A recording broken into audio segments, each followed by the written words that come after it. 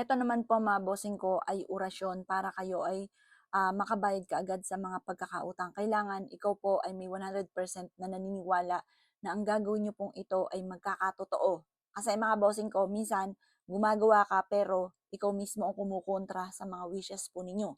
Ngayon, ang gagawin niyo lamang po mga bossing ko, ibubulong niyo muna sa kandila na hindi pa nagagamit mga boss. Kailangan ang panimula yung hindi pa nagagamit.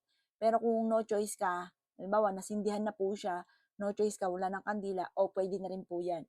Ngayon pa mga bossing ko, ibubulong nyo po muna dito bago nyo siya sisindihan.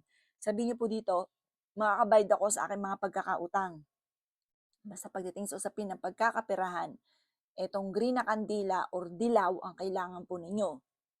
Sabihin niyo po dito ang lahat na nais ninyo na mangyari sa buhay ninyo. Makabayad ka agad sa mga pagkakautang, magkaroon ako ng malaking ipon, magkaroon ako ng malaking benta, at ako ay makaalis na sa stress sa usapin ng pera. Ganun mga bossing. Basta pwede niyong i-wish ang lahat ng gusto niyo po dito. At saka pag sinabi pong green, green for long life, para hindi ka maging sakitin, ganyan po yan. Kaya madalas, nagsusuot ng kulay green. Lalo na yung mga naniniwala, yung mga jade, nagsusuot silang ganyan, kaya mga kristal na kulay green. Ngayon pa mga bossing ko, pagtapos nyo po mag-wish ng lahat ng gusto nyo po dito, saka nyo po siya sisindihan. Halimbawa to, kakaroon na ako, kiniklaim ko na, magkakaroon na ako ng maraming maraming pera. Pagka nakapag-wish ka na ng lahat ng gusto po ninyo, halimbawa ito, di ba nagsisindi siya, ang ganda ng sindi.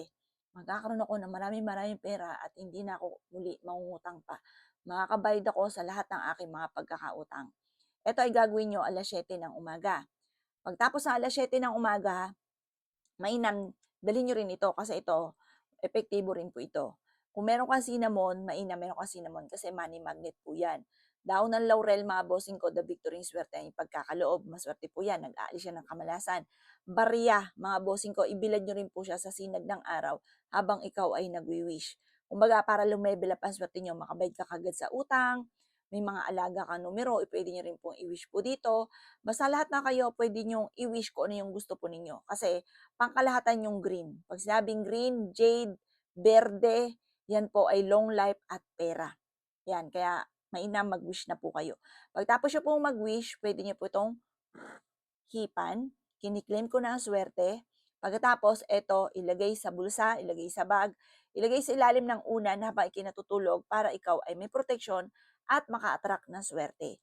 Ito po ay ginagawa nung hindi pinagsasabi.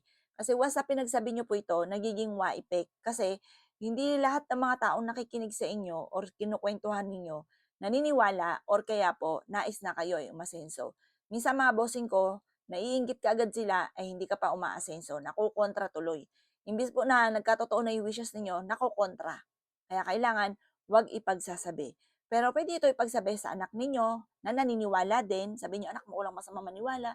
Lalo't simple lang po ito po ang aking tinuturong ito. O siya mga boss, gawin niyo ito sa umaga. Laging tatandaan, ang paggawa ng pampaswerte ay tuwing umaga. Ang paggawa mga bossing ko ng mga sa mga bad spirit, or kaya yung mga tao na masama sa inyo, mga bossing ko, ay alas 5 ng hapon. Dito tayo sa pampaswerte, sa umaga lamang po tayo. O siya mga boss good luck po sa inyo po lahat.